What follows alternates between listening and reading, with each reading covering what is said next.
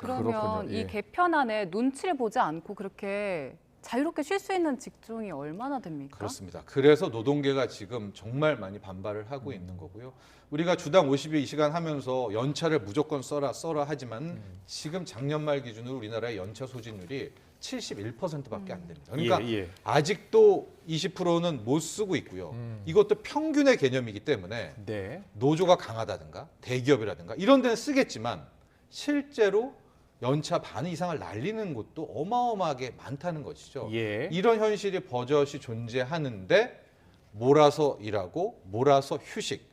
과연 이 컨셉트를 법으로 하는 것이 맞냐 이런 지적이 나오는 겁니다. 아니, 현실성이 없는 대책이란 말씀이신데 그럼 현실성 있게 대책을 내놔야죠. 현실성 없는 대책을 내놓으면 어떻게 하겠다는 겁니까? 그 이제 조직 문화, 우리의 근로 문화를 바꿔야 되는 하나의 중장기적인 숙제가 있는 것이죠. 그래서 이제 여기에 대한 이제 정부의 대책으로는 근로시간 저축 계좌제라고 해서 연장 근로 1시간을 하면 쉬는 쪽은 1.5시간 쉬게 한다든가 네. 임금을 1.5시간에 따른 것들을 주게 한다든가 이제 이런 대안을 현재 내놓고는 있습니다. 네. 아마도 여기서 더 큰 호응을 얻으려면 여기에 비율을 좀 더 올리는 거죠. 예. 1시간 연장 근로에 뭐 임금은 2시간에 준한다라든가 휴식을 휴가도 뭐 배로 1.8, 주고. 2 뭐 이렇게 한다라든가 좀 더 강력한 베네핏이 이게 노사 분명히 합의 필요한 사항 거죠. 아닙니까? 노사가 합의를 반드시 해야지 할 수 있는 거 아니에요? 맞습니다. 그런데 노조가 약한 곳이 있단 말이에요. 맞습니다. 예, 그런 사업장은 사실 이렇게 하자라고 사업주가 그렇게 밀어붙이면 또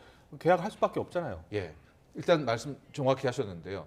이제 노조가 강한 곳들은 아마 이 개편안이 나와도 그냥 거의 합의를 안 하고 예. 그냥 넘어갈 기존에 아마 주당 52시간이 갈 텐데 영세 사업장이라든가 중소기업 이런 데서는 이걸 받아들이게 되겠죠. 네. 그리고 이제 이렇게 실천을 하게 되는데 여기서 또 다른 문제가 나오는 거예요. 이제 어떤 회사가 한 반기별로 이제 혹은 뭐 연간별로 이제 이걸 계약을 체결한 겁니다. 예. 노사로. 네. 그렇게 해서 이제 2달 정도를 뭐 혹은 한 달을 했다고 칠게요. 한 달을 주당 64시간 했어요. 예. 그럼 그 다음 한 달은 3주 이상을 이제 쉬어야 되는데 이게 이제 제조업이 팀이란 말이죠. 그럼 이제 막 열심히 해가지고 물건 하나를 만들었어요. 한 달 주당 네. 64시간 해서. 그럼 그 다음에 이 팀 중에 한 2명이 나는 한 2주간 쉴게요라고 했을 때 과연 쉴 수 있는 문화였을까? 그렇다면 정부가 이 쉼, 몰아서 일하는 건 가능한데 몰아서 쉬기에 대해서 어떤 뭐 강력한 뭐 대책이 여기를 만들어 놓고 이걸 했었으면 예. 더 큰 호응을 받지 않았을까라고 그- 말씀을 드리고요. 또 객관적인 것도 정부의 말이 그 전체 노동 총량도 네. 이게 줄어들어요. 왜냐하면 앞서 말씀드렸지만 몰아 일하기를 하게 될 경우 이게 반기 연간으로 갈 경우 80%뭐 70%를 이게 떨어뜨리기 때문에 네. 그럼에도 불구하고 현재 큰 호응을 받지 못하는 거죠. 근데 문화가 그렇게 조성이 된다고 하더라도 잘 이해가 안 되는 게 만약에 주 64시간, 뭐 69시간 기준으로 본다면 일주일 그 첫 번째 주에 29시간을 일했고 둘째 네. 주에 23시간 일하면 이제 52시간 다 채운 거잖아요. 네. 그리고 나머지 셋째 주, 넷째 주는 초과 근무를 못 하게 되더라도 우리가 기본적으로 해야 되는 40시간은 일을 해야 되는데 네.